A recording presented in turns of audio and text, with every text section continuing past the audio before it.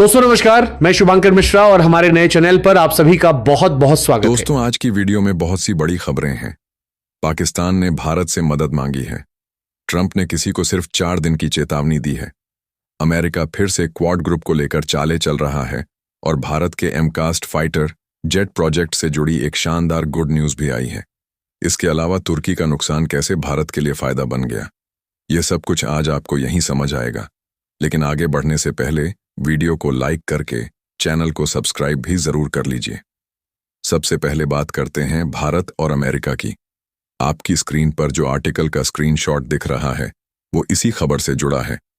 दरअसल अमेरिका ने तुर्की के लड़ाकू विमान के लिए इंजन देने से इनकार कर दिया है, लेकिन उसी वक्त अमेरिका की कंपनी जनरल इलेक्ट्रिक गी ने भारत को चौथे फाइटर इंजन की डिलीवरी कर दी है। साल 2021 में भारत ने जनरल इलेक्ट्रिक कंपनी से 99 इंजनों की डील साइन की थी, जो भारत के तेजस मार्क 1A फाइटर जेट्स में लगाए जाने हैं। तीसरा इंजन कुछ हफ्ते पहले यानी 11 सितंबर को भारत को मिला था। अब चौथा इंजन भी आ गया है, यानी अब डिलीवरी की रफ्तार तेज हो रही है। जनरल इलेक्ट्रिक का कहना है कि अगले महीने से वह हर महीने 2 इंजन भारत को सप्लाई करेंगे। हालांकि यह डिलीवरी करीब 1.5 साल लेट चल रही थी, लेकिन अब क्योंकि जनरल इलेक्ट्रिक ने तुर्की को इंजन ना देने का फैसला किया है। अब बात करते हैं न्यूयॉर्क स्थित यूनाइटेड नेशंस हेडक्वार्टर की। यहां यूनाइटेड नेशन जनरल असेंबली का सेशन खत्म हो चुका है। विदेश मंत्री एस जयशंकर ने दुनिया के 50 से ज्यादा देशों के विदेश मंत्रियों से मुलाकात की। इसके अलावा उन्होंने कई मल्टीलैटरल मीटिंग्स में हिस्सा लिया, जहां पर ग्लोबल साउथ, G20 और ब्रिक्स देशों के प्रतिनिधि शामिल हुए। इन मुलाकातों में व्यापार, सुरक्षा और डिप्लोमेसी से जुड़ी कई चर्चाएं हुईं। लेकिन इस बार की जनरल असेंबली में एक बात सबको चौंकाने वाली रही, और वो यह कि क्वाड देशों की विदेश मंत्रियों की बैठक इस बार नहीं हुई। पहले हर साल यह मीटिंग जरूर होती थी, लेकिन इस बार चारों देश भारत, अमेरिका, जापान और ऑस्ट्रेलिया एक साथ नहीं आए। अब आते हैं भारत और रूस की बड़ी खबर पर। कुछ हफ्ते पहले रिपोर्ट आई थी कि रूसी राष्ट्रपति व्लादिमीर पुतिन इस साल दिसंबर में भारत की यात्रा पर आने वाले हैं। अब उनकी विजिट की ऑफिशियल डेट्स भी सामने आ गई हैं। पुतिन 5 और 6 दिसंबर को भारत में रहेंगे और यह लगभग 2 दिन की यात्रा होगी। यह अभी साफ नहीं हुआ है कि पुतिन 5 दिसंबर की सुबह भारत पहुंचेंगे या फिर 4 दिसंबर की रात को ही लैंड करेंगे, लेकिन जल्द ही भारत और रूस की सरकारें इसकी पुष्टि कर देंगी। खबरें तो यह भी कह रही हैं कि प्रधानमंत्री मोदी खुद एयरपोर्ट जाकर रेड कारपेट स्वागत करेंगे। आपको याद होगा, कुछ महीने पहले जब SSCO समिट चीन में हुई थी, तो पुतिन ने खुद मोदी जी को अपनी कार में बैठाकर वेन्यू तक साथ ले गए थे। ऐसे में यह विजिट दोनों देशों के मजबूत रिश्तों की झलक होगी। अब बात करते हैं गाजा पीस प्लान की। डोनाल्ड ट्रंप ने हाल ही में 20 पॉइंट्स का एक पीस एग्रीमेंट पेश किया है, जिसे लगभग 48 घंटे से ज्यादा हो चुके हैं। लेकिन अब तक हमास और गाजा के जिहादी ग्रुप्स ने इस समझौते पर हामी नहीं भरी है। इस वजह से ट्रंप प्रशासन ने हमास को 4 दिन की डेडलाइन दी है। ट्रंप ने कहा है कि अगर हमास इस समझौते को नहीं मानता तो उसका बहुत दुखद अंत तय है। अब देखते हैं कि अगले 4 दिनों में हमास क्या जवाब देता है।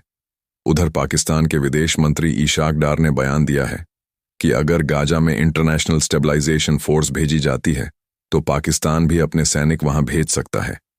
वहीं भारत ने साफ कहा है कि वो न गाजा में और न यूक्रेन में अपनी सेना भेजेगा, सिवाय इसके कि यह mission United Nations peace keeping force के तहत हो। भारत का स्टैंड बिल्कुल साफ है। अगर संयुक्त राष्ट्र के झंडे तले कोई मिशन होगा तो भारत उसमें शामिल होगा, वरना किसी देश के सीधे अनुरोध पर भारत अपने सैनिक नहीं भेजेगा। अब आखिरी और सबसे उत्साहजनक अपडेट, भारत के 5th generation fighter jet programme की भारत सरकार ने फैसला किया है कि अब देश की निजी कंपनियों को भी फाइटर जेट मैन्युफैक्चरिंग में शामिल किया जाएगा। इससे हमारी एविएशन इंडस्ट्री को बड़ी बढ़त मिलेगी, क्योंकि भारतीय कंपनियां पहले से ही कई देशों को कंपोनेंट्स और स्पेयर पार्ट्स सप्लाई कर रही हैं। आज आपको बेंसेस पेयर, भारत सरकार ने फैसला किया है कि अब देश की प्राइवेट कंपनियों को भी फाइटर जेट बनाने के काम में शामिल किया जाएगा। इससे न सिर्फ काम की गति बढ़ेगी बल्कि एफिशिएंसी और प्रोडक्शन दोनों में सुधार होगा। इसी उद्देश्य से defence research and development organisation यानी DIDO के तहत आने वाली एयरोनॉटिकल डेवलपमेंट एजेंसी एड ने देश की कई प्राइवेट कंपनियों को एमका स्टेल्थ फाइटर जेट प्रोग्राम में जुड़ने का न्योता दिया था। शुरुआत में किसी भी निजी कंपनी ने इसमें भाग लेने की इच्छा नहीं जताई थी, इसलिए सरकार को बोर्डिंग की आखिरी तारीख को कई बार बढ़ाना पड़ा। पहले 16 अगस्त, फिर 31 अगस्त और आखिर में 30 सितंबर तक। लेकिन अब खबर आ रही है कि कुछ बदलावों और मीटिंग्स के बाद कई भारतीय डिफेंस कंपनियों ने अपनी बड्स सबमिट कर दी है। 30 सितंबर की डेडलाइन खत्म होने से पहले देश की 7 डिफेंस कंपनियों ने अपनी बड्स जमा की है। इनमें से 5 कंपनियों के नाम सामने आ चुके हैं: LDT, हिंडस्टान एरोनॉटिक्स हेल्थ, Adani defence, Tata advance systems और कल्याण स्ट्रेटेजिक सिस्टम्स। इन कंपनियों का मकसद है एमका स्टेल्थ फाइटर जेट्स के प्रोडक्शन में भागीदारी करना। इस प्रोजेक्ट के प्रोटोटाइप डेवलपमेंट के लिए करीब Rs 15,000 का बजट तय किया गया है।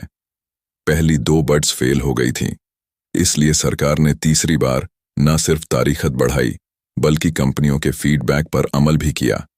नए कॉन्ट्रैक्ट में प्राइवेट कंपनियों के लिए टेक्निकल डिलीवरेबल्स, रिस्क शेयरिंग और टेक्नोलॉजी ट्रांसफर जैसे नियमों को आसान बनाया गया। पहले माना जा रहा था कि यह प्रोजेक्ट सरकारी कंपनी हाल के पक्ष में है, लेकिन अब हालात बदल गए हैं। इस बार प्राइवेट कंपनियां भी नए कॉन्ट्रैक्ट से संतुष्ट हैं। इसलिए जहां पहले एक भी कंपनी तैयार नहीं थी, अब 7 कंपनियां एमका प्रोजेक्ट में निवेश करने के लिए आगे आई हैं। इस डेवलपमेंट के साथ भारत की एयरोस्पेस इंडस्ट्री में एक बड़ा कदम आगे बढ़ा है। अब बात भारत और इजराइल की। डोनाल्ड ट्रंप के नए गाजा पीस प्लान में गाजा को फिर से बसाने और वहां की इंफ्रास्ट्रक्चर को दोबारा खड़ा करने का प्रस्ताव रखा गया है। अभी तक इस रिबिल्डिंग की शुरुआत नहीं हुई है, लेकिन इजराइल के भारत में राजदूत रिवन एजर ने भारत को इसमें भाग लेने के लिए आमंत्रित किया है।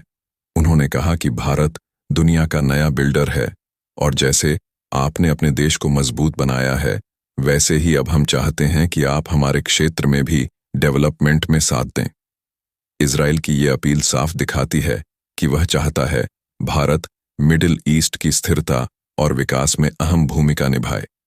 हालांकि भारत फिलहाल इन मुद्दों से दूरी बनाए हुए हैं, जबकि पाकिस्तान लगातार मिडिल ईस्ट के मामलों में सक्रिय होता दिख रहा है। फलस्तीन ने हाल ही में ब्रिक्स ग्रुप की सदस्यता के लिए आवेदन किया है। अब भारत में फलस्तीन के राजदूत अब्दुल्ला अब्बू शावेश ने भारत से खुलकर मदद की गुहार लगाई है।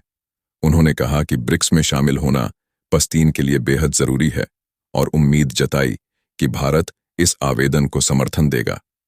अब देखना यह होगा कि क्या भारत फलस्तीन की मेंबरशिप बढ़ को सपोर्ट करता है या नहीं।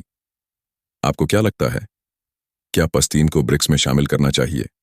नीचे कमेंट करके अपनी राय जरूर बताइए। और इसी के साथ अब बात भारत और चीन की। पाकिस्तान बॉर्डर पर ऑपरेशन सिंदूर के बाद अब भारत की सेना ने अरुणाचल प्रदेश के फॉरवर्ड इलाकों में एक नई मिलिट्री एक्सरसाइज शुरू की है, जिसका नाम है ड्रोन कवच। यह एक्सरसाइज 25 से 28 सितंबर तक चली और 4 दिन तक लगातार भारत की आर्मी ने ड्रोन वॉरफेयर की प्रैक्टिस की। इसका मकसद यह है कि चीन बॉर्डर पर भी हमारी ड्रोन वॉरफेयर क्षमता पाकिस्तान के बराबर ही मजबूत रहे। अगर आप चाहते हैं कि ऐसी महत्वपूर्ण खबरें और सटीक एनालिसिस आप तक लगातार पहुंचते रहे, तो इस वीडियो को लाइक करें और हमारे चैनल को सब्सक्राइब करें। आपका एक लाइक हमारे काम को आगे बढ़ा